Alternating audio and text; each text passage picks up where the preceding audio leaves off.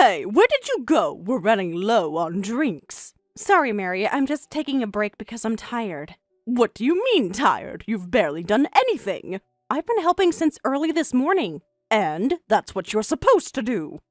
Who gave you permission to take a break? I'm sorry, I didn't think I needed permission to take a break. Besides, everyone said I was moving around too much and should rest, so I took their advice and went to sit down.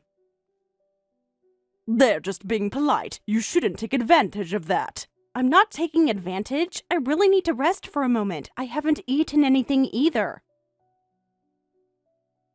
Who's everyone, anyway? Who told you that you could rest?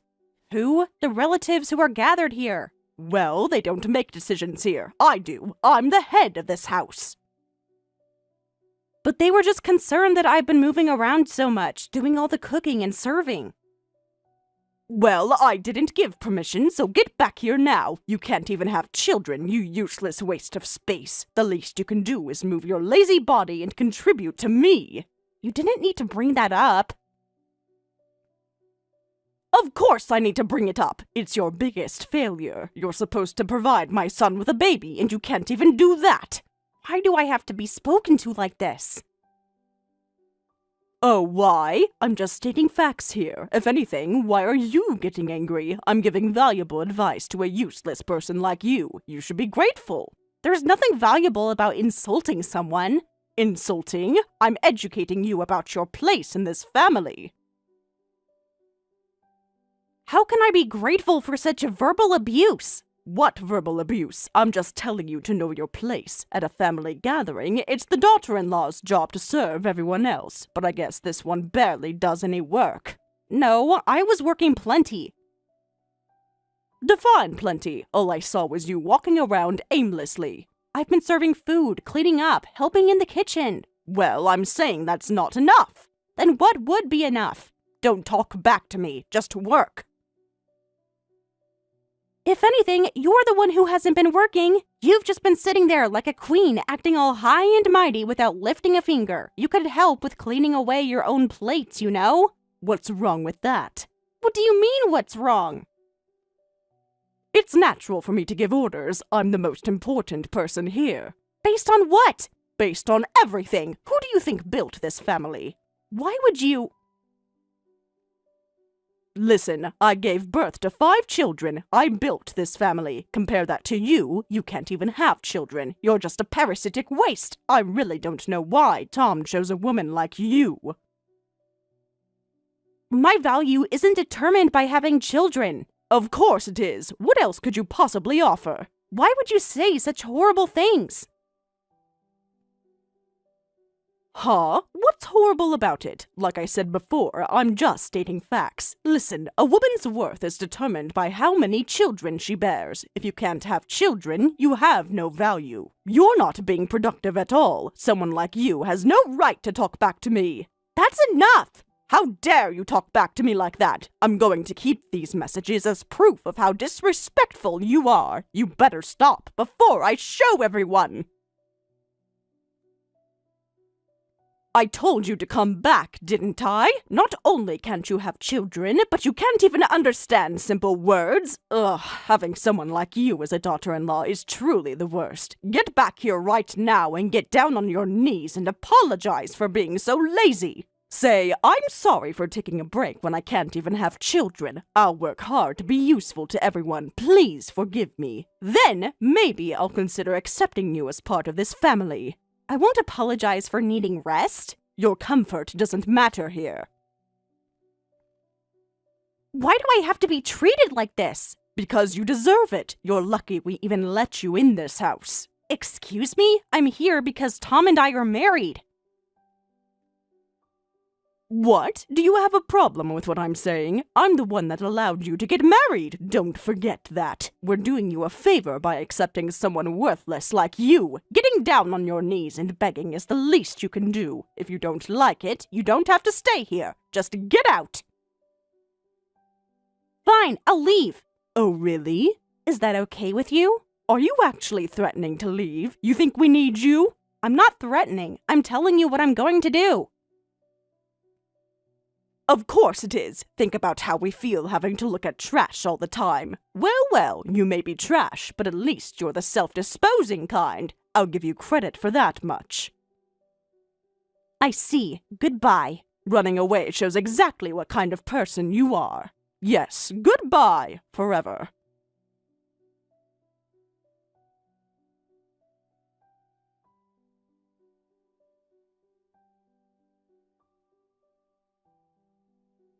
Sarah, where are you? Tom, I've been looking everywhere for you. Can you tell me where you are? I needed to get away. I brought you something to drink because I thought you might be thirsty, but I couldn't find you anywhere. Are you okay? Don't push yourself if you're not feeling well. You always try too hard. You're always so thoughtful. Thank you. I'm doing fine physically, but I'm feeling absolutely terrible. Feeling terrible? Like nauseous? What's wrong? Not that kind of feeling. I'm just boiling with anger. Oh God, I feel like I'm going crazy. What happened? What's wrong? Did Mom do something? Did something happen while I was out of the room? Brilliant deduction. Oh no, she didn't. Did she seriously pull something at a time like this? I'm sorry. I don't know the details, but I'm 100% sure Mom's in the wrong here. I'm really sorry. Even her son says that about her. She really is a hopeless person. Your mother really outdid herself today. She's always been like this. Are you okay? Yeah, thank you. Really? I feel a bit better now. Okay, that's good, I guess. So what happened? Are you sure you want to know? Of course I do. You're my wife. It's hard to explain, so I'll send you screenshots. Okay. Just prepare yourself. That bad? You'll see.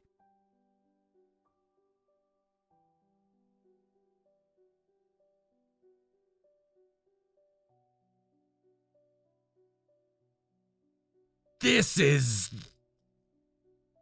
Horrible, right? I'd heard stories, but I never thought it would be this bad. I can't believe she said those things to you. I'm so sorry. This is much worse than I anticipated. I don't know how to say how sorry I am. You don't need to apologize, Tom. You warned me before we got married. I still remember. You said, my mother has issues, and if we get married, she might make you feel terrible. But if you're okay with that, I want to marry you. At the time, I thought, what kind of proposal is that? But now I get it. With a mother like that, of course you'd hesitate about marriage. I should have been there to stop her. I'm really, really sorry. I told you to stop apologizing. You could have hidden it before we got married. The fact that you didn't is one of your best qualities, I think. You're honest and thoughtful. You considered my feelings before considering lying to me. Sarah. It's amazing how you turned out to be such an honest person with a mother like that. No, it's more like because she was like that. You mean like learning what not to do? Yeah, exactly. Growing up must have been hard. Let's not talk about that now. We need to figure out what to do. But what should we do? I never want to deal with her again, so... Yeah, that makes sense. What are you going to do? What do you mean, what am I going to do? I need to know where you stand in this. I mean, I'm planning on cutting ties with her and won't have anything to do with her anymore. I don't want to see her or even hear about her ever again. And I know it's not fair to ask you this, but still, whose side are you on? Mine or hers? What are you talking about? That's obvious, isn't it? Yeah, I guess so. She's still your mother after all. No, it's the opposite. I'm on your side, Sarah. Huh? Of course you're more important to me. Are you sure about this? I've never been more sure of anything. Thank you, Tom. You don't need to thank me. It's what any decent husband would do. She's not gonna get between us. I chose to marry you. I never chose her to be my mom.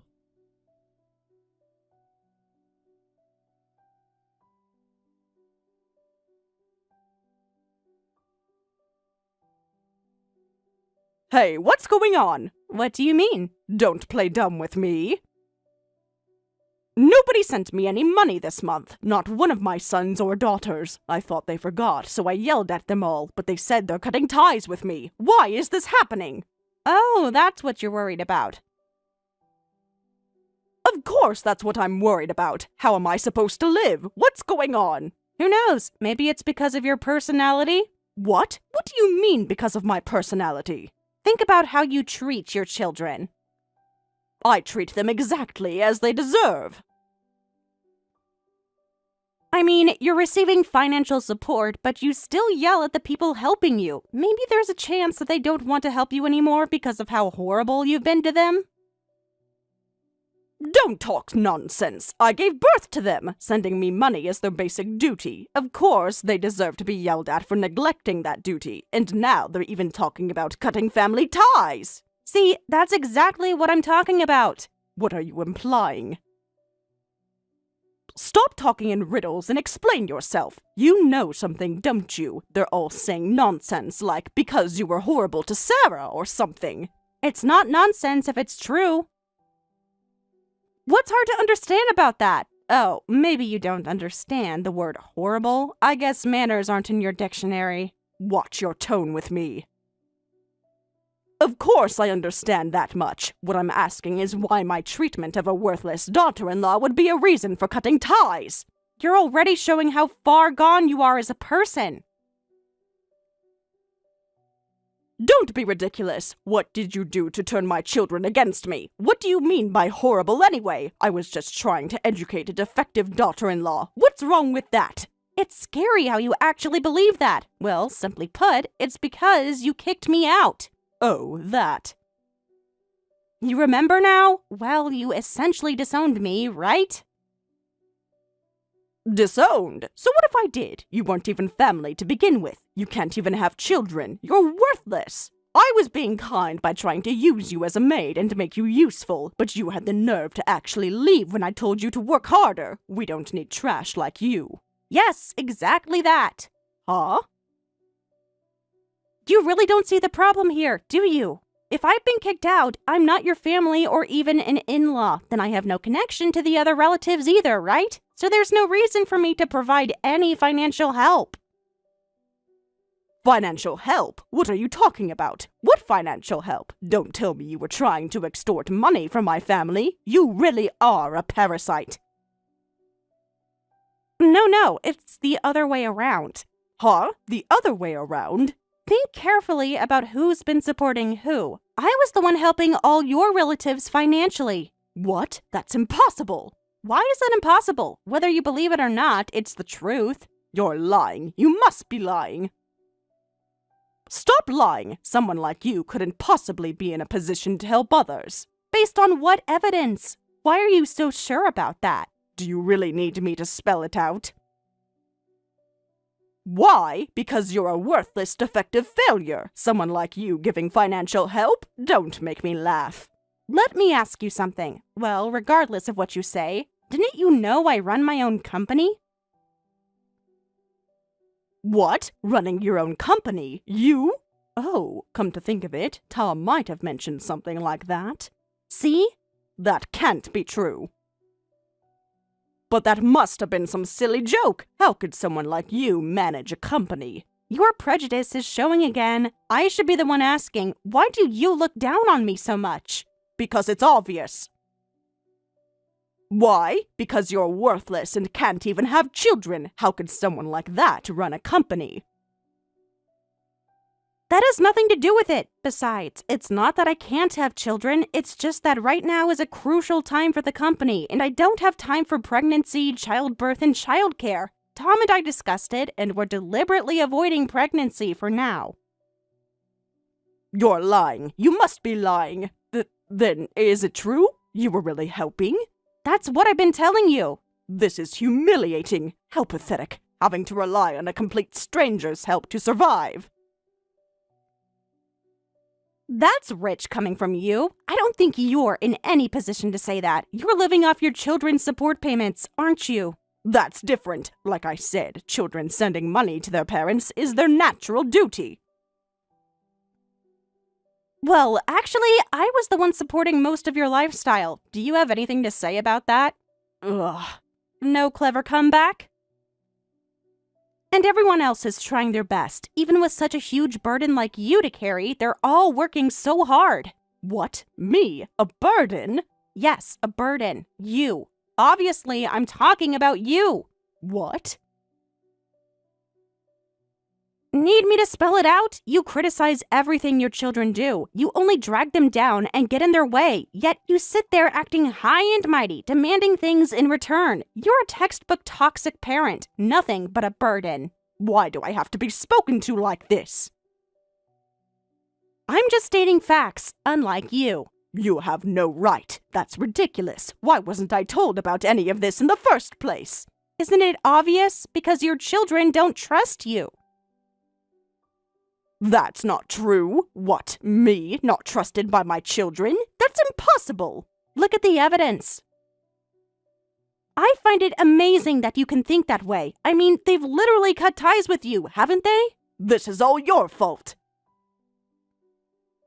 That's because you threatened them. You forced them to cut ties with me by threatening to stop the financial support. Oh, my poor children, being forced to cut ties with their mother. Don't you have any heart? You're delusional. No, they were actually overjoyed. They said this was the perfect opportunity to cut ties with their mother. That's not possible. Of course it is. After all, you're just a worthless parasite, right? Worthless parasite? That's going too far. Those were your words to me. What was it again? A woman's worth is determined by the number of children she bears. But I guess it doesn't mean much if all those children end up hating you. You? Yes. Ah, I understand now. Do you? Yes, I understand. What do you understand? I see what needs to be done. I'll accept you as my daughter now. What are you talking about? I'm being generous here.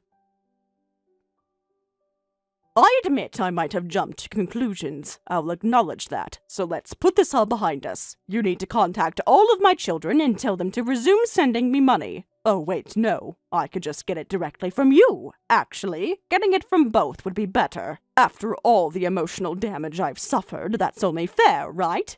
You really are beyond help. What's wrong with my suggestion? What? I'm offering to accept you as my daughter. Isn't that what you wanted? After everything you've said and done. That's in the past now. What's with that attitude? I'm trying to meet you halfway here. You should meet me halfway too. That's only fair. This isn't meeting halfway. Your meeting halfway is just a nuisance to us. Besides, you haven't met me halfway at all. Then what do you want? What do you want me to do? You really don't know? Shouldn't you apologize first? Apologize? For what? Apologize? Me? Who else? I want you to apologize for everything you've done. After how you've treated me, I don't think I want to talk to someone who can't even recognize their own faults. Why should I apologize to someone like you? I see. Well, I'll be going then. Wait! Fine, I'm sorry. I admit I might have been somewhat wrong. There, happy? You call that an apology? Not even close. What more do you want? What? I just apologized, didn't I? How is that a proper apology? I want a real apology. If you're really sorry, you should get down on your knees and bow to everyone, not just me, right? That's what you told me to do. If you do as I say, then maybe, just maybe, I might forgive you. What? You want me to get down on my knees? To you? Too much for you? Well, if you don't want to, that's fine. No, wait, you little... Fine, if that's what it takes. Oh, really? You'll apologize? Yes, just give me your address. I'll come apologize in person. You'll really apologize properly? All right, I'll send you the address. I'll be waiting here for you.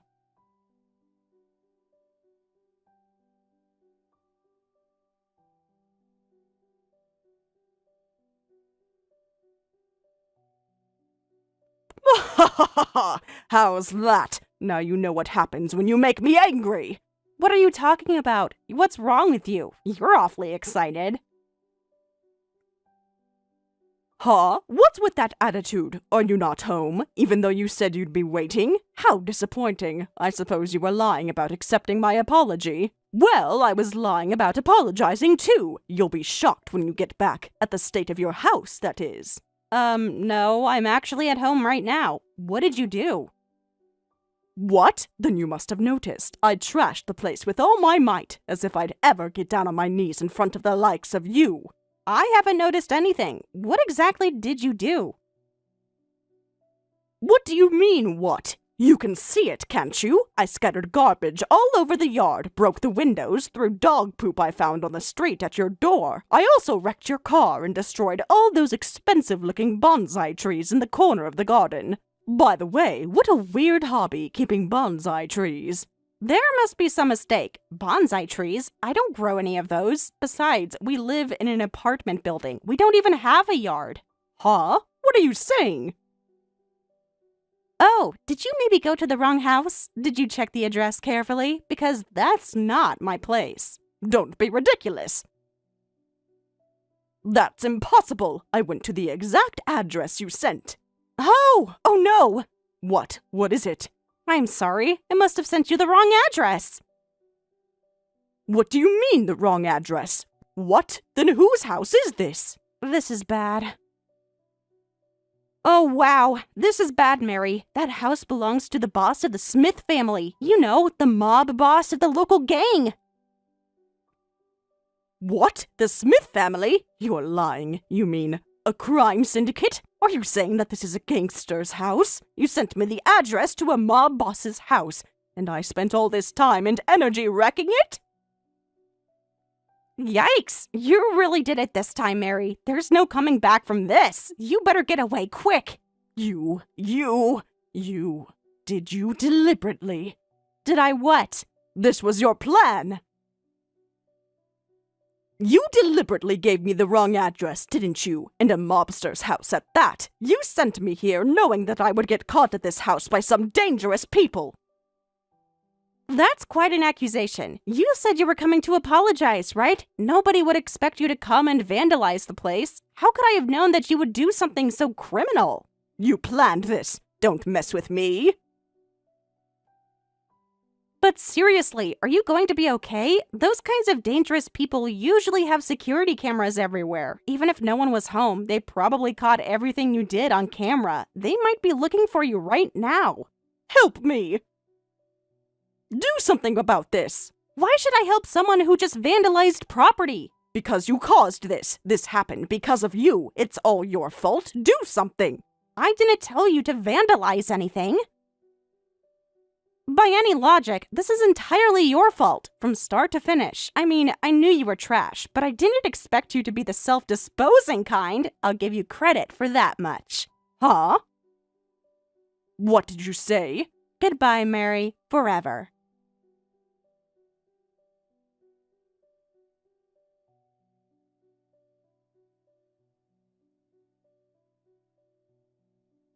After that, my mother-in-law kept contacting me repeatedly while on the run. She was so persistent that I decided to help her hide in a hotel. Then I promptly reported her location to the Smith family. When I put her up in the hotel, I made sure to take her smartphone. After all, I couldn't risk the Smith family seeing our WhatsApp messages and misunderstanding that I had deliberately sent her their way. She sent over 50 messages begging for help before I met with her at the hotel, each one more desperate than the last. She even tried apologizing properly this time, but it was all too late, of course. The hotel I chose was perfect, isolated enough that no one would hear anything, but close enough to the Smith family's territory. When I took her phone, she actually thanked me. She thought I was protecting her by removing evidence. Mary was taken away by the Smith family members, and no one's heard from her since. Only the mobsters know what happened to her. Tom asked about his mother once. Just once. Then, never again. His siblings didn't even ask. They just seemed relieved that she wouldn't be bothering them ever again. Of course, that wasn't the end of it. We're talking about the mob, after all. They demanded compensation from us as her family for all the damage she caused.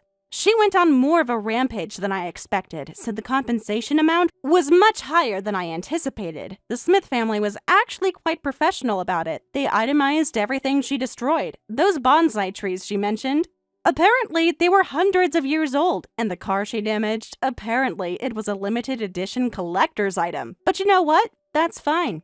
Compared to having to deal with that monster-in-law for decades more, it's a small price to pay. And it's true that she caused trouble for innocent people. I considered it a garbage disposal fee and paid it myself. The family seems happier now. It's like a weight has been lifted. Sometimes I wonder if she realized her mistake in her final moments. Probably not. She never did understand consequences. I suppose that was her final lesson. Everything has a price. The funny thing is, if she had just been kinder to all of us, especially her children, she could have lived comfortably with our support. Instead, she chose to be cruel, and now she's gone. I don't regret anything.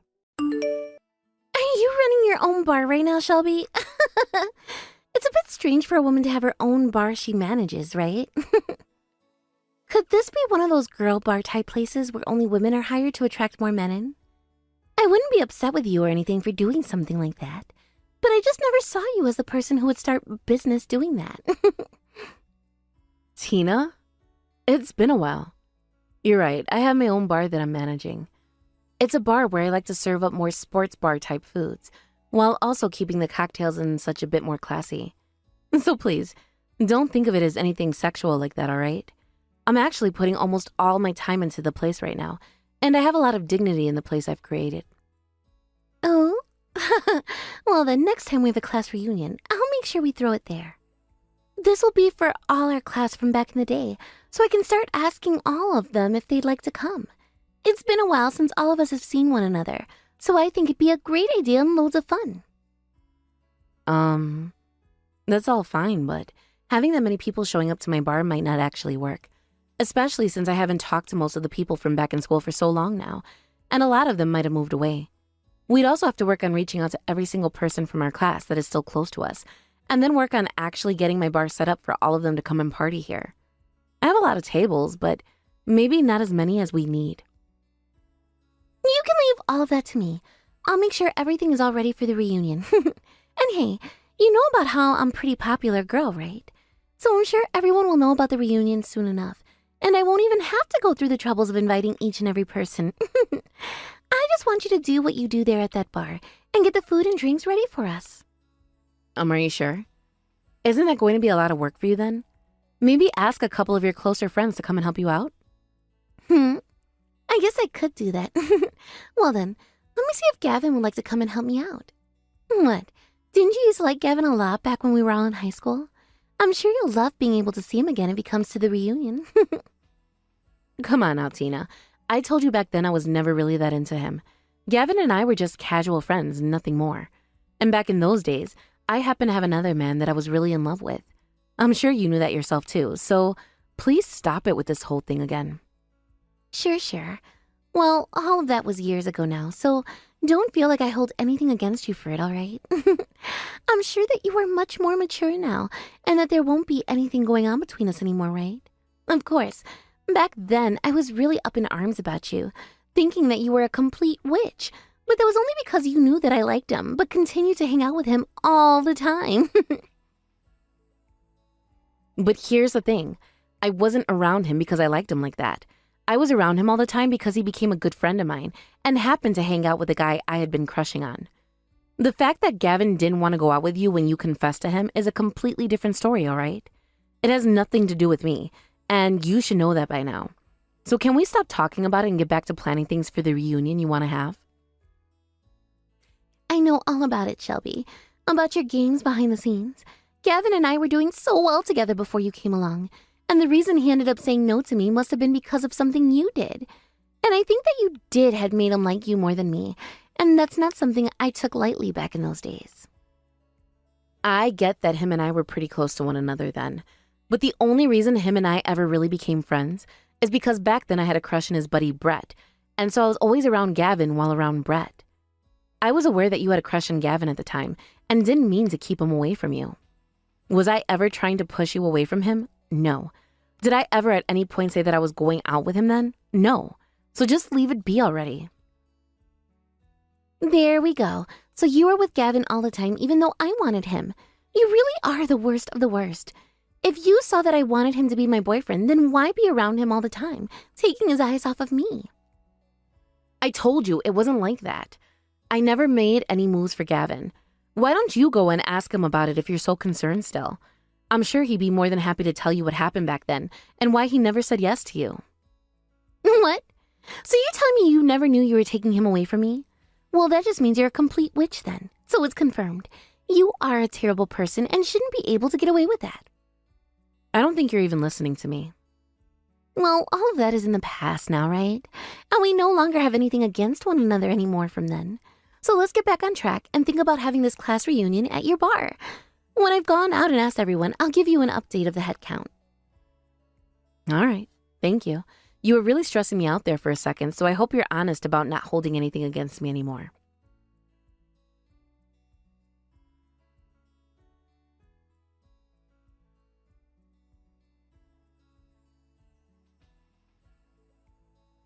Shelby, long time no see. I'm sure you've already heard from Trudy about the class reunion she wants to throw, right? Gavin, how's it been going with you? As for the reunion, she said she wants around 40 people to come. That surprised me quite a bit. I don't think she understands how everyone feels about her after so many years have gone by. Does she even have half of their contact information? I never really thought she, out of anyone, would want that many people coming. I'm surprised myself here. You and her went out to start asking people, right? I'm sure it's been a struggle for you having to be around her all the time again, but thank you for doing that. It wasn't that bad for me, actually. I still happen to be friends with a lot of guys from school, and so I asked them to help us round people up as well. But on Tina's end, I'm not sure she was really able to convince anyone to come yet. I'm sure she'll at least get a few people that she knows to come. I see. So you guys are still really close to one another then? I go out a lot still with Brett to get lunch and such. He said he'll be coming to this class reunion as well. He hasn't changed a bit since school, if that matters at all to you. Is that right? Well, then him and I should be able to talk to one another like we always did. I'm sure you'll be able to talk with me the same way as well, right?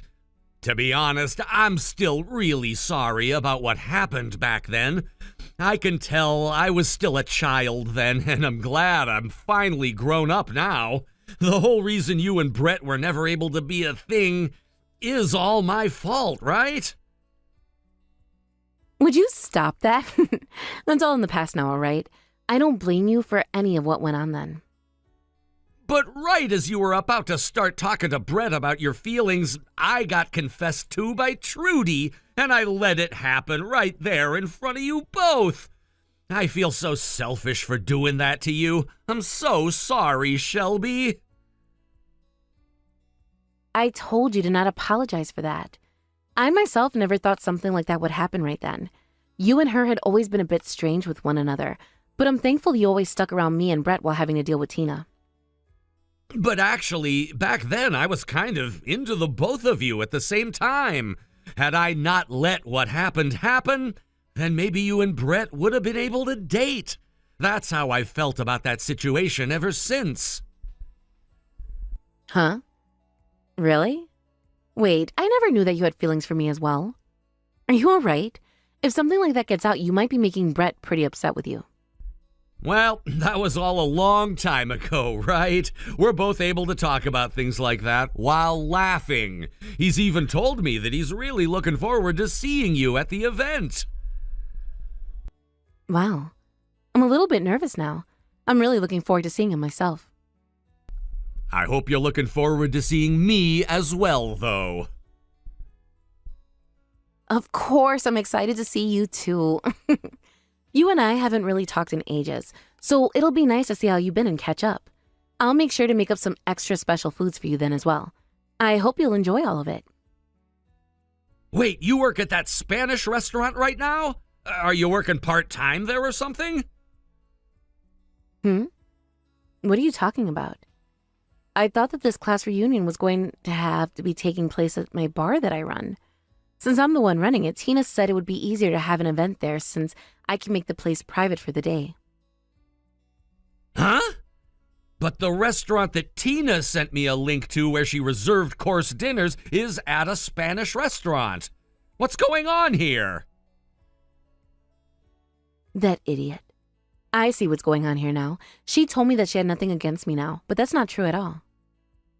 Wait, what's going on here, Shelby? What's she planning on doing here? I'll explain it to you in just a bit.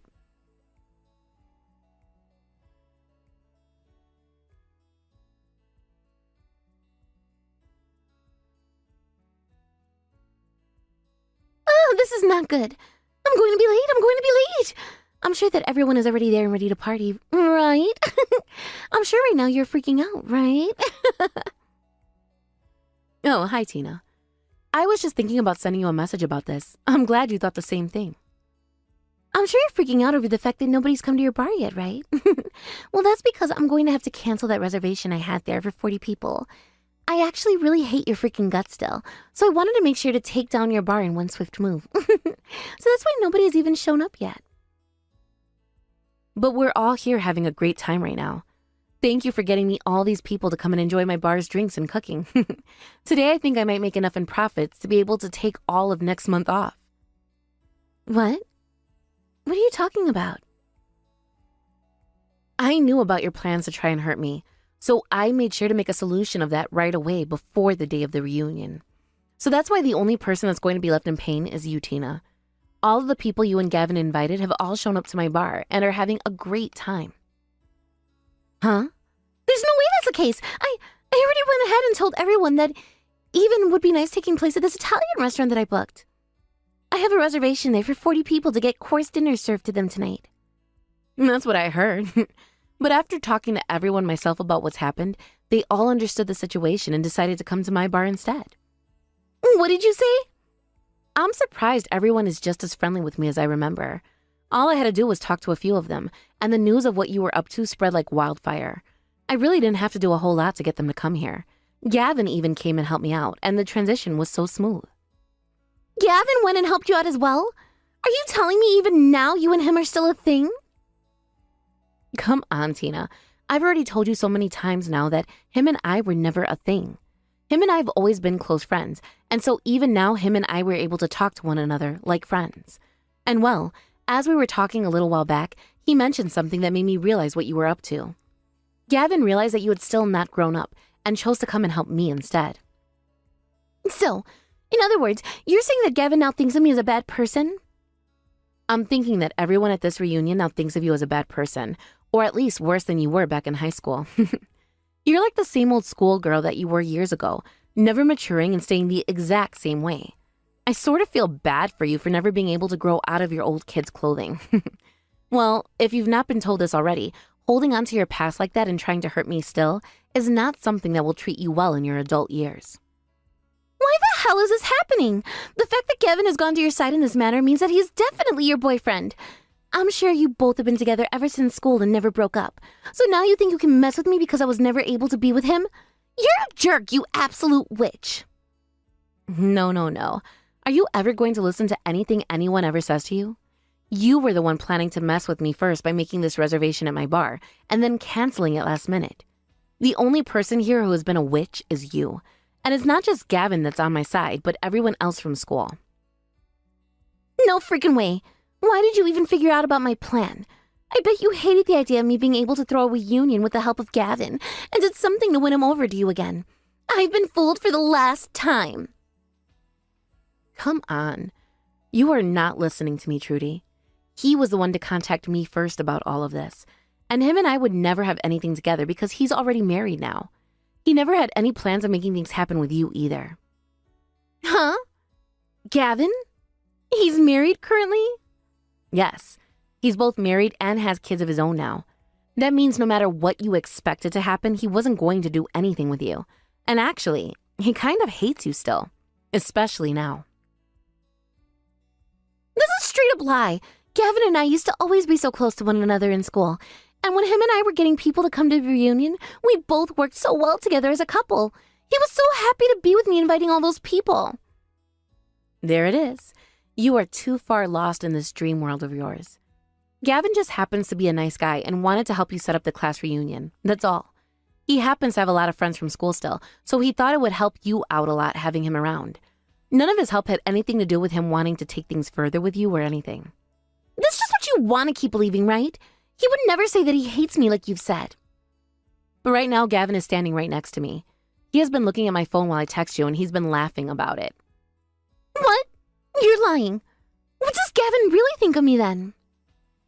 He thinks of you as just another rude witch. You would always try to confess to him in school, no matter how many times he told you no. And even now, he sort of feels as though you've been stalking him or something.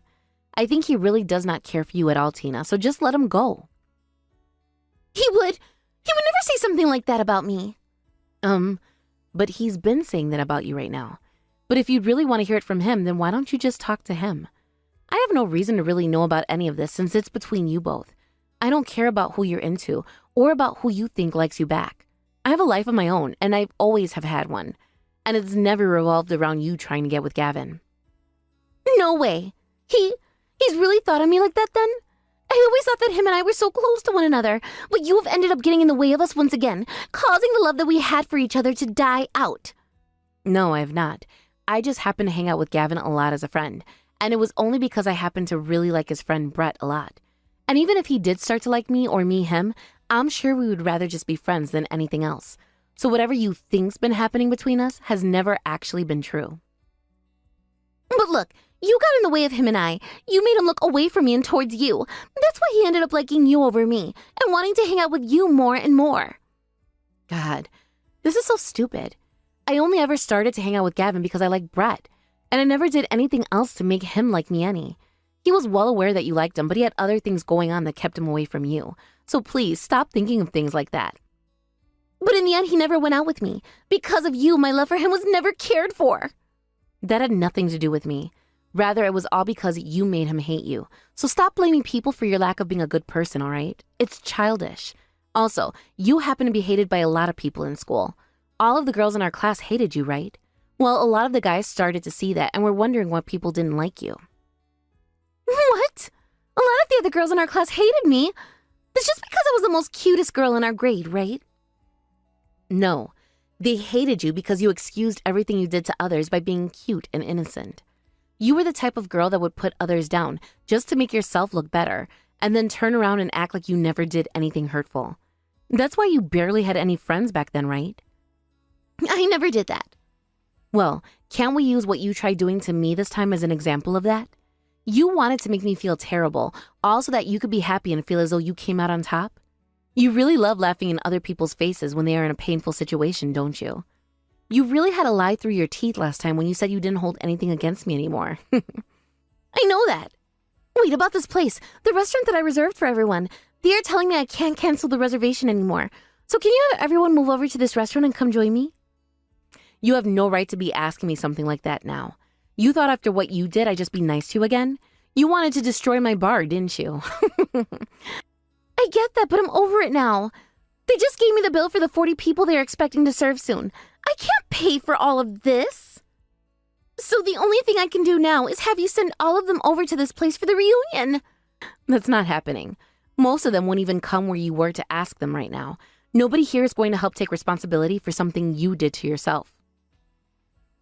Don't say things like that. I'm telling you, I can't pay for 40 people's course meals but myself. Hey, please just help me out here. Tell them to come over and eat here, please. What the hell do you think you're saying? You were just talking about taking down my bar. Having to run a business is not some kind of game to me. Had I not known about your plans to ruin me, I'd be at a major loss right now and would probably have to think about selling the place. It's crazy to think that someone would actually want to cancel last minute like that, right after I've already started making food and everything for 40 people. But I told you already, I won't ever do anything like that again. But making me have to take responsibility for all of this is not fair to me. So you've learned from this already? Then when are you going to get around to saying you're sorry? I haven't heard I'm sorry from you this whole time. Well, I'm sorry. I promise to never do anything like this again. So can you please help me out of this mess now? Of course you'll never do anything like this again, because there will never be another chance for you. This time, everyone was more than willing to change plans to come to my bar. And the next time we have a reunion, you're not going to be invited. It looks to me like a lot of people from our class don't like you at all. Don't say things like that. Please, if you don't do anything to help me, then I'm going to be stuck paying $4,000. I can't pay that kind of money, so do something. I don't care. You started all of this yourself, so you figure a way out of it yourself, you freaking idiot. Please don't say that to me. Right now I have no clue what to do. You already told me that Gavin hates my guts, and now I have to pay this kind of money? Also, I just had to hear about how Gavin is already married. Shut the hell up and quit whining. You've been doing things that make people hate you ever since school, so stop acting like you ever had a chance with a man when that chance was burned long ago. All right. I'm sorry, all right? So please do something. Help me out. Right now, I'm having a really good time talking to everyone I haven't seen in so long while making food and drinks. I don't have time to talk to you anymore as I have this reunion to focus on, so I'm leaving now. Thank you for getting this large amount of people into my bar. That's the one kind thing you've ever done for me. Now that you've gone and lost both your money and the man of your dreams, you can go get a taste of hell.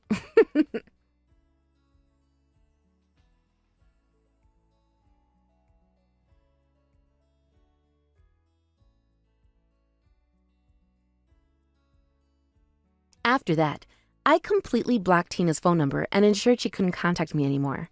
From that moment on, I never had to deal with her again. It was such a relief to know that she couldn't bother me with her nonsense anymore. To make things even better, I later found out that Tina didn't even know the location of my bar. This meant I didn't have to worry about her showing up unannounced or causing trouble in person. Honestly, that was a big weight off of my shoulders. As I pieced together everything that had happened, I realized her latest scheme was to organize a reunion for our old classmates at that restaurant without including me. Her goal was to exclude me, but she made the mistake of letting her bad intentions show. When everyone found out about how she was trying to manipulate the situation to target me, her plan completely backfired. Instead of getting her way, Tina ended up alienating everyone else. The others saw through her behavior, and any chance she had of gaining sympathy or allies was completely ruined. In fact, Tina's actions only caused more people to turn against her. It wasn't just me who decided to block her number. Several others followed my lead, including Gavin. Tina's behavior pushed so many people away, and she only had herself to blame for the mess she created. As for me, things turned out far better than I could have ever imagined.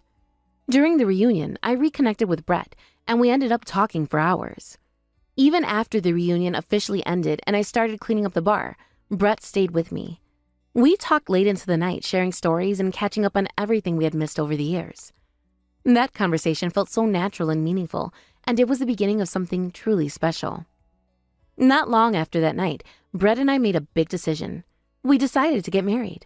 The thought of starting a life together was exciting, and we both felt ready to take that step. Looking ahead, we're even talking about starting a family. It's just a matter of time before we have kids of our own, and I can already picture them playing with Gavin's children.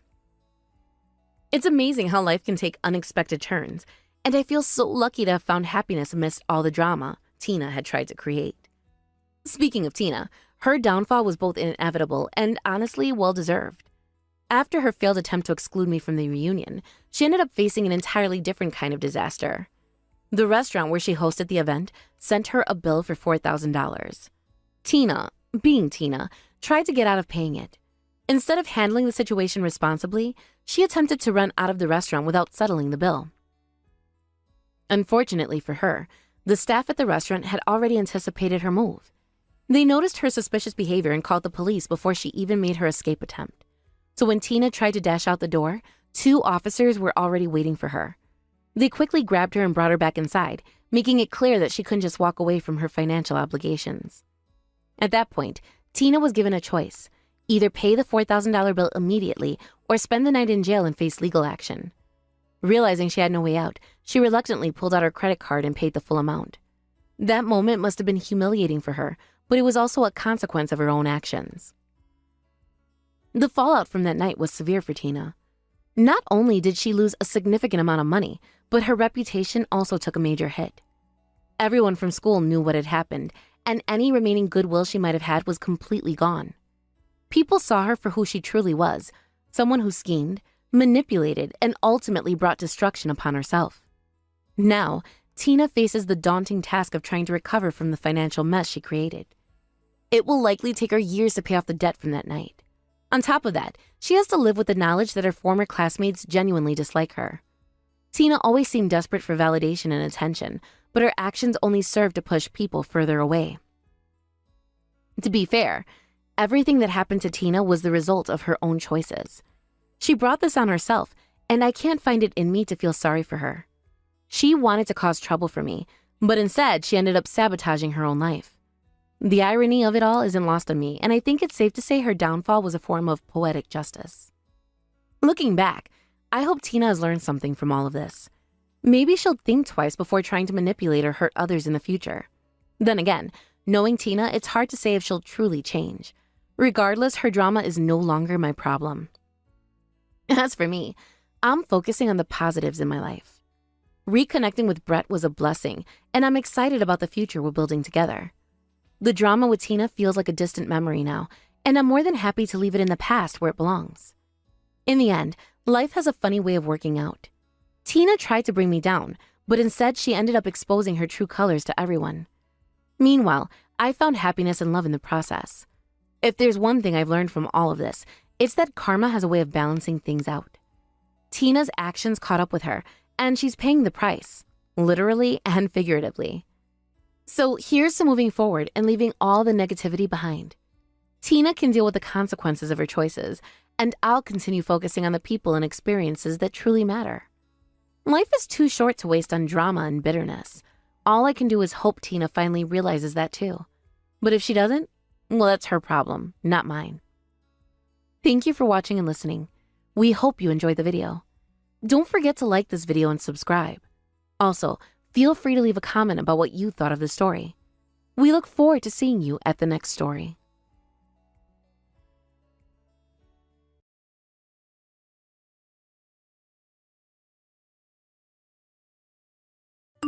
Sandra, are you at home right now? Yeah, I'm home. Why? What's going on? What about work? I thought you said you'd be picking up more shifts this month. Wait, what? I have been taking more shifts this month, and I'm working around 45 hours a week now.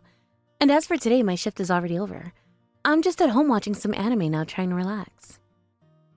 Sandra, I've been holding back for a long time, but honestly, I've reached my limit. I guess now is the best time for this. Dad, what are you trying to say?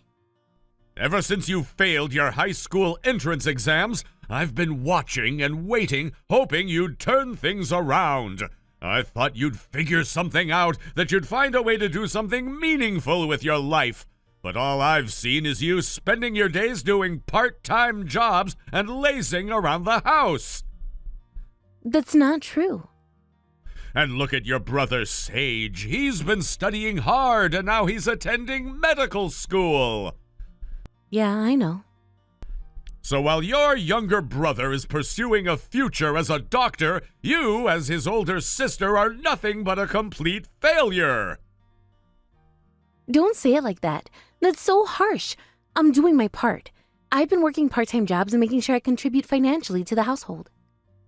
Shut up! I can't stand enabling your behavior anymore. You're nothing but a useless parasite, a high school dropout. Even your brother feels the same way.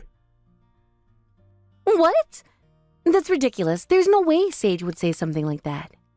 He would and he did. Unlike you, he's someone who works hard. He's dedicated to his goals and achieving them. You, on the other hand, are lazy. Your presence here is nothing but a bad influence. You need to leave this house.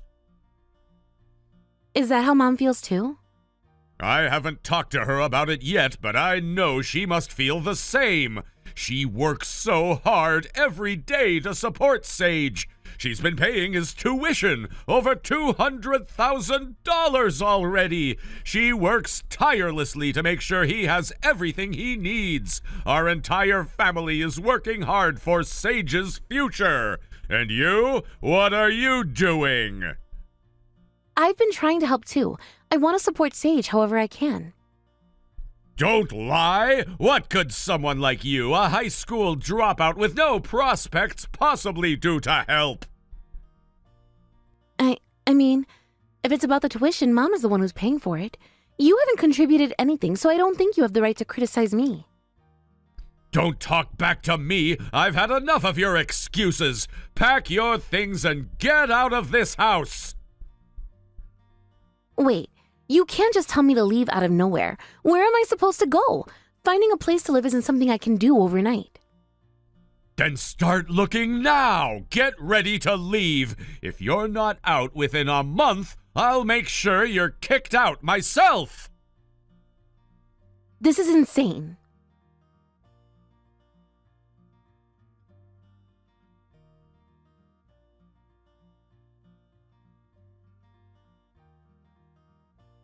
Mom, do you have a moment? Yes, I'm just finishing work and heading home now. What's wrong? I just got a message from Dad. He's telling me I have to leave the house. What? What do you mean? That doesn't make any sense. He told me that because I'm a high school dropout and not doing enough, I'm a bad influence on Sage and I have to move out. What? What is he even saying? He said Sage feels the same way. That's absurd. He has no right to say something like that. I tried to tell him that, but... You know, I think something changed in him after Sage got into medical school. It's like he suddenly started acting like he's better than everyone, even though he hasn't done anything himself. It's embarrassing. But if Sage really feels that way... Sandra, that doesn't sound like Sage at all. I can't imagine him saying anything like that. I don't know, Mom. Dad sounded pretty sure. Why would you even believe that? It's just... Sage has been acting differently toward me. He used to look up to me as his older sister, but ever since he got into med school, it's like he's been looking down on me. I can feel it. Sandra, I think you're reading too much into this.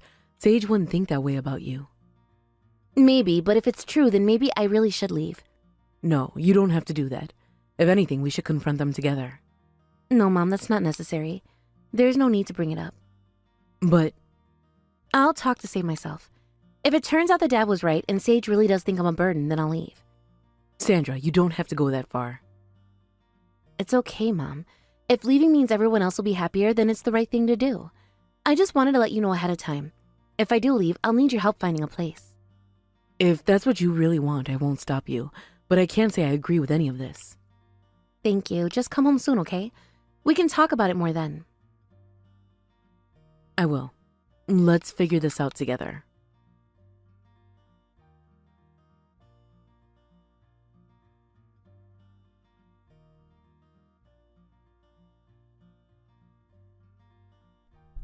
Sandra, what is it? I got your message saying you wanted to talk, but honestly, I'm swamped with assignments and training right now. I don't really have time to deal with anything extra. Oh, I'm sorry. I didn't mean to bother you or take up too much of your time. I really needed to talk for a moment. It's important. Fine, but make it quick. Okay, so Dad told me something earlier that's been bothering me a lot. He said I should leave the house. He claims that my presence is having a bad influence on you, and then he said something that really hurt. He told me you feel the same way. Is that true? Do you think I shouldn't be here anymore, or is Dad just exaggerating, making things up to push me out? Oh, that. Yeah? So, is it true? Please just tell me honestly. Honestly? Yeah, it's true. I've felt for a while now that having you around is, well, it's not exactly ideal. It's frustrating, to put it lightly. I see. So that's how you feel. I guess I should have realized, but it's still hard to hear. To be fair, I thought I'd been making it pretty obvious with my attitude, but clearly you didn't pick up on it. In a way, I kind of envy how oblivious you've been to the tension. But why? Why do you see me as such a burden? I've never tried to interfere with your life or stop you from achieving anything. I stay out of your way as much as I can. Sandra, it's not about you doing anything actively to bother me. The issue is, well, being a high school dropout, honestly, it makes you a nuisance just by existing in the same space. You're like A constant reminder of failure, a bad smell that lingers and won't go away. A bad smell? That's what you think of me? Just because I didn't finish high school, you think I'm worthless? That's not fair. People are more than their academic achievements, Sage. Everyone has their own path, their own strengths. Just because I didn't excel in school doesn't mean I have no value. Maybe that's true for some people, but let's be real. When I look at you, I don't see someone who's doing anything meaningful with their life. Compared to me, a medical student, someone who's actually working hard to make something of himself, you don't hold a candle. I can't respect someone who doesn't even try. I am trying, Sage. I've been working part-time jobs to contribute to the household. I'm not just sitting around doing nothing. I've been doing my part. Doing your part, please! You barely scraped together enough to call it a contribution. And let's not even get started on how much more you could be doing if you had just put in a little effort back in school. Honestly, it's embarrassing to even associate with you. That's so cruel. I'm your sister, Sage. I've always supported you, always been proud of your accomplishments. Why can't you see that? Support? Is that what you call it? Standing on the sidelines and doing the bare minimum while mom and dad sacrifice everything to put me through medical school? That's not support. That's just you coasting while everyone else works hard. That's not fair. You know I've always wanted to help more, but... But what? You couldn't be bothered to try harder when it actually mattered? Look, I don't care about your excuses. The bottom line is that you're a burden. It's time for you to face reality. If leaving the house is what it takes for you to stop dragging us down, then so be it. I can't believe this. Is this really how you felt all along? Did you ever care about me as your sister, or was I always just a nuisance to you? I don't see how this is relevant. Whether I care about you or not doesn't change the fact that your presence here is doing more harm than good. The sooner you leave, the better it will be for everyone. Fine. If that's what you want, then I'll leave. But don't expect me to come running back if things don't go the way you planned. I hope you'll be happy without me here. Trust me, I will be. Just make sure you don't take too long to pack up. Dad's already given you a deadline, hasn't he? Better stick to it. I can't believe how cold you become, Sage. What happened to the little brother who used to look up to me? The one who used to value family above everything else. Where did he go? That version of me grew up, Sandra. Maybe it's time you did the same. You can't keep living in the past, thinking things will work out just because we're family. Life doesn't work like that. I see. Well, if that's how you feel, then I guess there's nothing left to say. I'll start packing tonight. Good. The sooner you're gone, the better. Goodbye, Sage. I hope you find the happiness you're looking for, even if it means stepping on the people who cared about you to get there. Whatever you say, Sandra. Goodbye.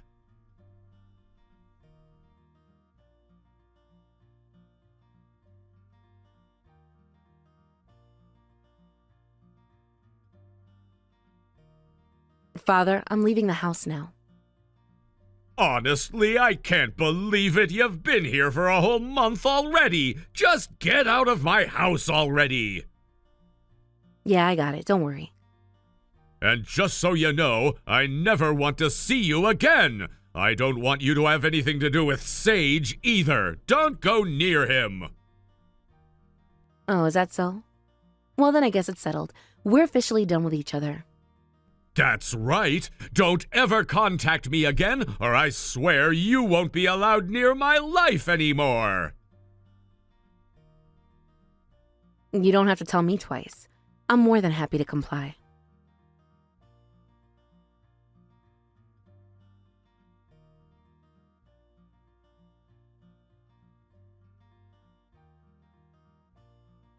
Raina, can I talk to you for a minute? Oh, what's the matter now? I went to check the mail earlier and there was a letter from Sage's university. Oh, what did it say? I opened it, and it turns out it was a letter reminding us to pay Sage's tuition fees. I'm a bit confused. What's going on with that? Well, that's certainly a problem, isn't it? I guess you should pay it, don't you think? Hold on a second. Paying the tuition is your responsibility, not mine. You know I don't make enough money to cover it, right? Yes, I know. You're right about that. But seriously, you should take care of the tuition. If you don't pay by the end of this month, he's going to be kicked out of school. What do you expect me to do about it? Wait, what? What are you talking about? I'm telling you, I haven't paid for it. Hold on. Are you serious right now? Don't make jokes about this. Sage's future is at stake here. I know, I'm not joking. This is serious. Then how is Sage able to attend college? What about the $200,000 tuition that's already been paid? That was all paid for by Sandra. Wait. Stop making these crazy jokes. This isn't the time. I'm not joking. It's the truth. There's no way Sandra could afford to pay that much. She's a high school dropout who works part-time at a convenience store. Wow, you're really being harsh. That's your daughter you're talking about. Well, it's the truth, isn't it? You can't deny it. You remember how much Sage loved anime, right? Yeah, I know all too well. She was obsessed with it. All she ever did was watch anime and ignore her studies. That's why she failed the entrance exams after all. Well, she loved anime so much that she secretly started cosplaying. Cosplay? Yeah, that's right. She started posting cosplay pictures online, and it got so popular that she even started getting invited to events. She was drawing huge crowds at them. Have you heard of Mei-chan? They treat her like a goddess on the internet. I don't know what you're talking about. What does that even have to do with anything? Well, her cosplay pictures and the events she did were bringing in a lot of money, and she used all that to pay for her tuition. What? Are you serious? I know I'm working hard, but there's no way I can make enough to send Sage to medical school, you know? But when I was struggling with it, Sandra came up with a suggestion. That's impossible. No way. Even if it were true, why didn't you tell me about it? Well, she didn't want you to find out that she was cosplaying, and she didn't want Sage to feel guilty or burdened either. That's why she had me pretend that I was paying for everything.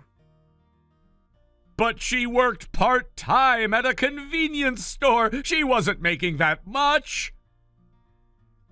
She said she wanted to give back to the workplace that had helped her, so she volunteered to pick up extra shifts. Wait, so she was really making that much money? Yes, exactly. I'm telling you, that's what happened. Then why hasn't the payment been made yet? Well, it's pretty obvious, isn't it? She's not family anymore, so why would she pay someone else's tuition fees? Wait a minute, are you seriously saying that?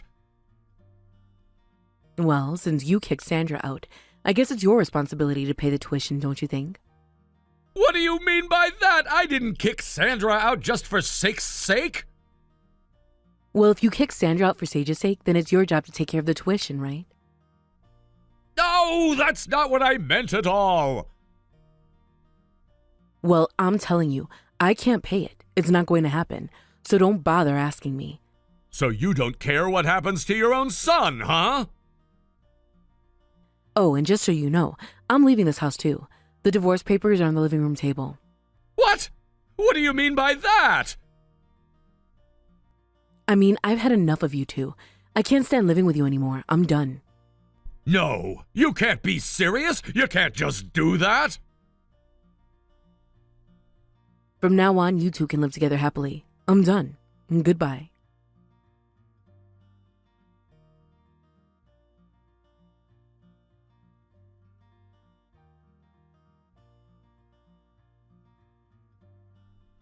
Sandra, it's your father. Where are you right now?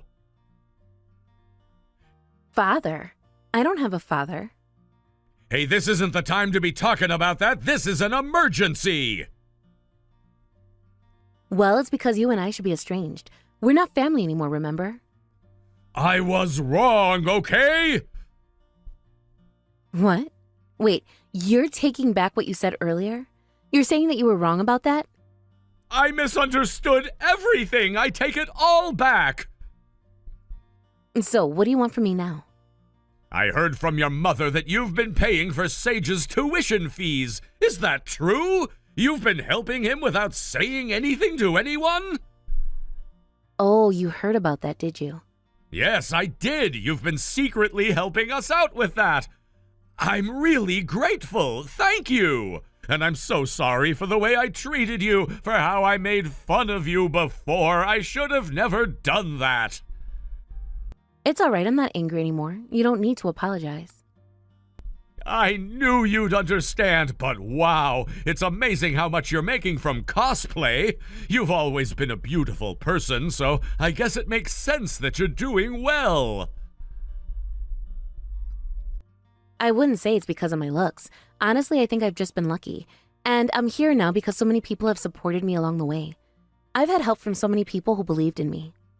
I see. So now you're living on your own, right? Yeah, that's right. I've been living on my own for a while now. So, how about it? Why don't you come back home? We misunderstood you. We were wrong. Oh, really? You're saying that now? Yeah, that's right. And Sage will be happy to have you back too. We'll all be a family again if you come back. That sounds nice, but no thanks. I don't want to go back. What? Why not? Before I had to work secretly to make sure you didn't find out. But since I started living alone, I've been able to fully focus on my work. It's been great.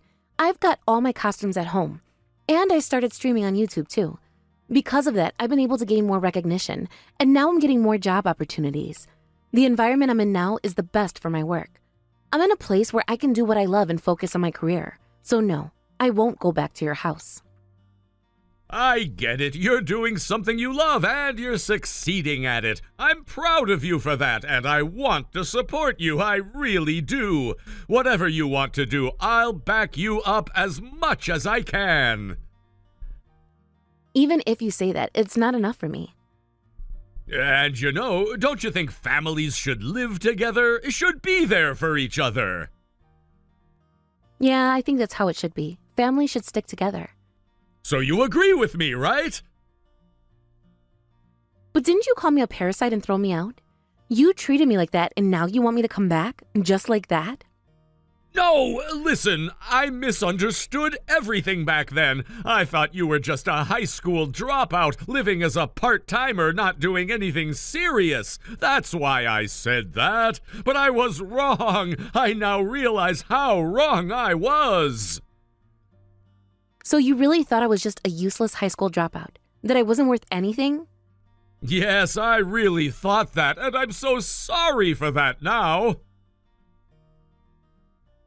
Well, I'm still a high school dropout, and I guess you could say that the cosplay work I do is still a hobby.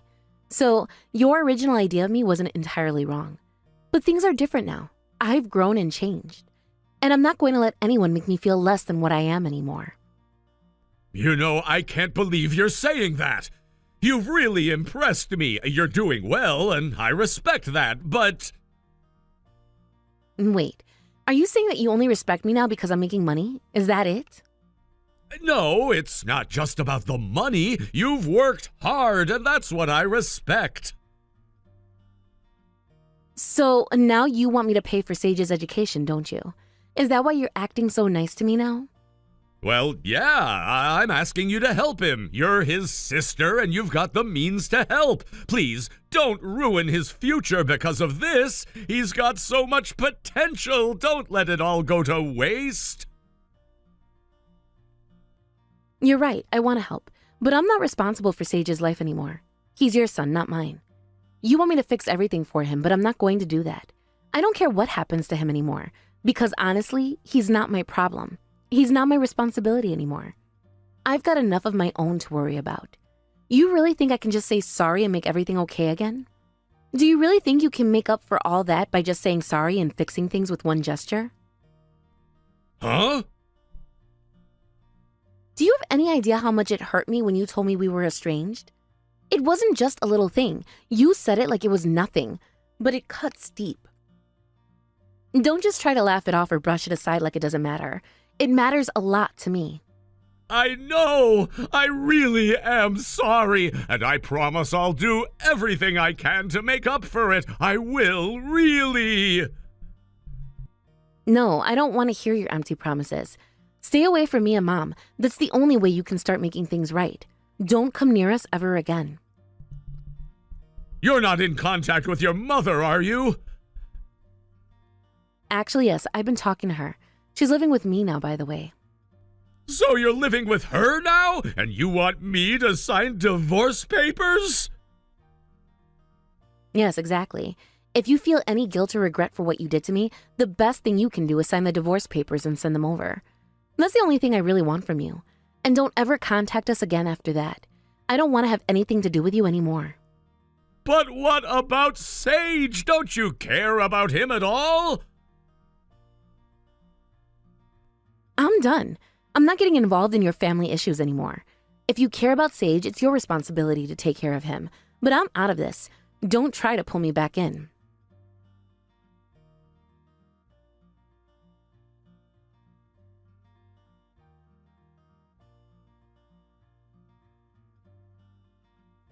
Sandra, please, you have to pay for the tuition! Sage, stop contacting me. Didn't you hear from Dad? Yeah, I did, and I tried everything to pay the tuition, even using scholarships and whatever I could, but no matter what I do, it's never enough. So please, if you could just cover this much, I'd really appreciate it. Tell that to Dad. He hasn't been coming home lately. He's completely abandoned me.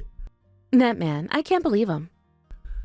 Please, just this once, if I become a doctor, I'll definitely pay you back, I swear!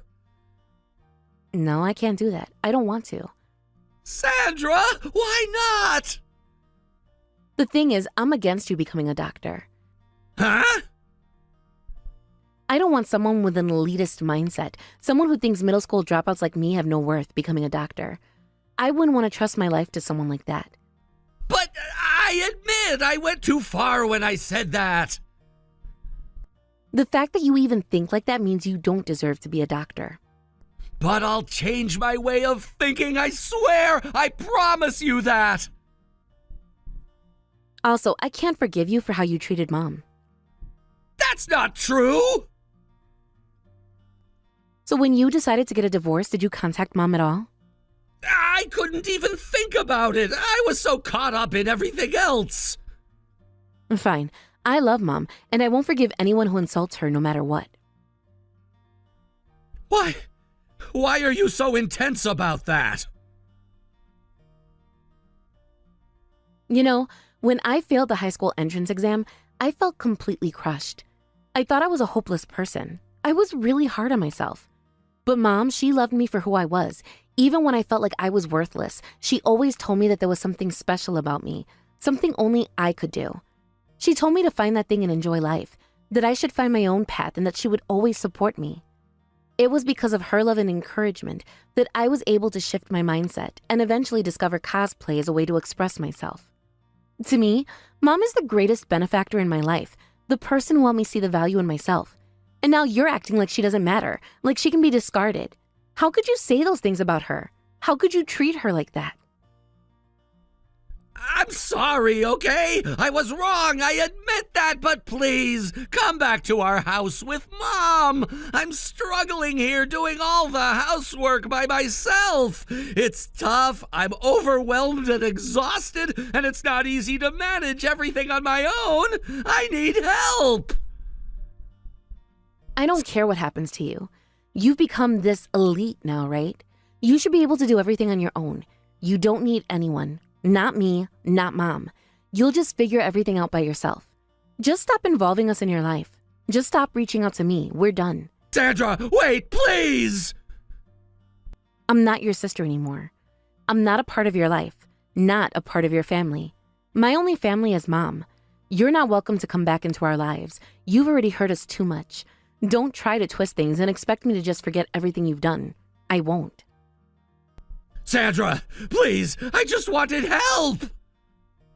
Sandra!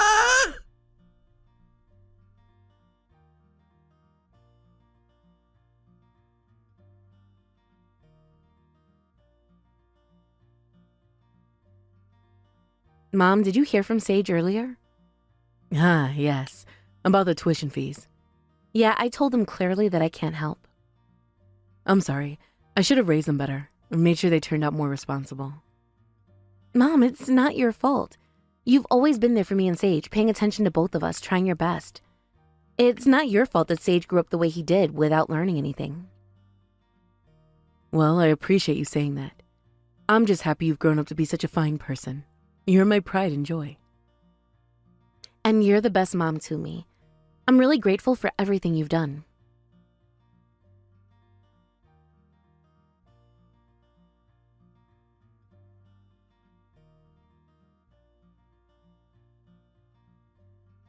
After that, Sage found himself in a challenging situation. He was unable to pay for his tuition fees, which led him to make the difficult decision to drop out of university. This was a pivotal moment for him, as he had always envisioned himself graduating and eventually working in a field he was passionate about. Dropping out was not an easy choice, and it meant abandoning the dreams he had worked hard toward. He had spent countless years studying to get into university, and now it seemed like it was all for nothing. It was heartbreaking for him to realize that his journey in higher education had come to an unexpected and premature end. Despite the setback, Sage was determined to not give up. He decided to pursue his medical career by applying to another medical school. He thought that if he could somehow manage to save enough money, he might be able to transfer to a different institution where he could complete his studies. He believed that by working part-time jobs, he would be able to accumulate enough funds to pay for his tuition. After all, he thought if he worked hard enough, surely he could overcome the financial obstacles standing in his way. He was motivated and filled with a sense of purpose, believing that this was his best option moving forward. However, the reality of the situation proved to be far more difficult than Sage had anticipated. Earning enough money to cover the cost of a medical education was not as simple as it seemed. Even though Sage worked multiple part-time jobs, it quickly became apparent that he would not be able to save up the tens of thousands of dollars he needed anytime soon. The financial burden was too great, and no matter how many hours he worked, he could not seem to make the progress he had hoped for. The idea of paying for medical school became an insurmountable obstacle, and with each passing day, Sage's dream of becoming a doctor seemed farther and farther away. As the weeks turned into months, Sage's enthusiasm for pursuing his dream began to wane. It became clear that the path he had set for himself was not as viable as he had hoped. The initial determination he had felt slowly faded into frustration and disappointment. It was an overwhelming feeling of helplessness that took over him. He had worked so hard and had given so much of himself to his education, only to find that his aspirations were slipping through his fingers. The dream of becoming a doctor, which had once been his driving force, was now a distant memory. Eventually, Sage came to a painful realization. Despite his best efforts, he would not be able to pursue a medical degree. His dream was no longer attainable, and there was no clear path forward. He had worked tirelessly, sacrificing his time and energy in the hope of achieving his goal, but now it seemed that all of that effort had been in vain. It was a crushing blow to his spirit, and it left him feeling directionless. With his sense of purpose evaporated, and he found himself unsure of what to do next. Without a plan, he began to float through life, unsure of how to move forward. Over time, Sage's lifestyle became one of stagnation. He was no longer striving for a specific goal or chasing after a dream. Instead, he found himself taking on random part-time jobs just to get by, without any real sense of fulfillment or purpose. His days blended together in a monotonous routine, each one feeling the same as the last. He was merely going through the motions of life without any excitement or ambition. This was not the life he had envisioned for himself. He had once been full of hope and promise, but now he felt trapped in a cycle that he couldn't break free from. Meanwhile, Sage's father was also going through a difficult time in his life. Without consulting anyone, Sage's father made the decision to move out and start living alone. He thought that by living independently, he could regain some sense of freedom and control over his life. It seemed like a reasonable choice at the time. He wanted to experience life on his own terms, free from the pressures of family obligations. For a while, it appeared as though he was enjoying his newfound independence. He spent his days doing what he wanted, when he wanted, without any regard for anyone else. It seemed as though he was relishing in the freedom that came with living alone. However, life has a way of throwing curveballs, and things quickly took a turn for the worse for Sage's father. He lost his job unexpectedly, and suddenly a stable and carefree life began to crumble. Without a steady income, he was unable to maintain the lifestyle he had been enjoying. The bills piled up, and his financial security was rapidly slipping away. It was a hard lesson for him to learn, but it was one that forced him to reevaluate his situation. He realized that living on his own, while initially liberating, was not as sustainable as he had thought. Sage's father soon found himself in a position where he, too, had to work multiple part-time jobs just to survive. He had gone from enjoying the freedom of living independently to struggling to make ends meet. It was a stark contrast to the life he had envisioned for himself, and he found himself humbled by the harsh realities of his situation. It was a difficult time for him, and one that forced him to confront the fragility of his own financial stability. In many ways, Sage and his father's lives began to mirror each other. Both were struggling to get by, taking on menial jobs just to survive. Both were dealing with the fallout of lost dreams and shattered expectations. While Sage had given up on his medical career, his father has lost his job and his sense of independence. It seemed as though their lives were caught in an endless cycle of hardship and disappointment. In contrast, I have been fortunate to live a different kind of life. While I am not without my own challenges, I have been able to create a sense of stability and fulfillment in my life. I live with my mother, and together we make the best of our situation. We find joy in the simple things, like spending time together, supporting one another, and celebrating the small victories in our lives. Our bond has grown stronger over the years, and we find comfort in knowing that we have each other, no matter what challenges we face. My work in cosplay has also been a source of fulfillment. When I first began pursuing cosplay, I didn't know if it would be a sustainable career path, but over time, it has turned into something I am truly passionate about. I have had the opportunity to attend conventions and meet people who share my love for the art form. The joy I feel from connecting with other cosplayers and fans is indescribable. It is a community that has supported me and helped me grow as an artist. As my career has progressed, I've been invited to attend a global anime festival in Japan next year. This is a huge honor, and I'm incredibly excited about the opportunity. It's a recognition of the hard work I've put into my craft, and it feels like a dream come true.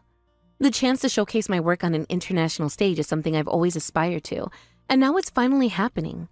I am preparing for the event by practicing my skills and planning my costumes, ensuring that I'm ready for the big occasion. In preparation for the festival, I've also decided to take the plunge and learn Japanese. This has been a goal of mine for a long time, and I believe that mastering the language will open up many more opportunities for me in the future. It will not only help me navigate the festival, but also allow me to connect with people in the anime community on a deeper level. I've been dedicating myself to studying Japanese, using every free moment to practice speaking, reading, and writing. It's a challenging language, but I'm determined to improve. Alongside my work in cosplay, I've been looking into expanding my career internationally. There are so many opportunities out there, and I want to make sure that I am ready to take advantage of them. Whether it's through collaborations with other artists or attending conventions in different countries, I'm eager to see where my career can go. There is a world of possibilities, and I'm excited to explore what lies ahead. While Sage and his father are struggling, I remain focused on my own journey.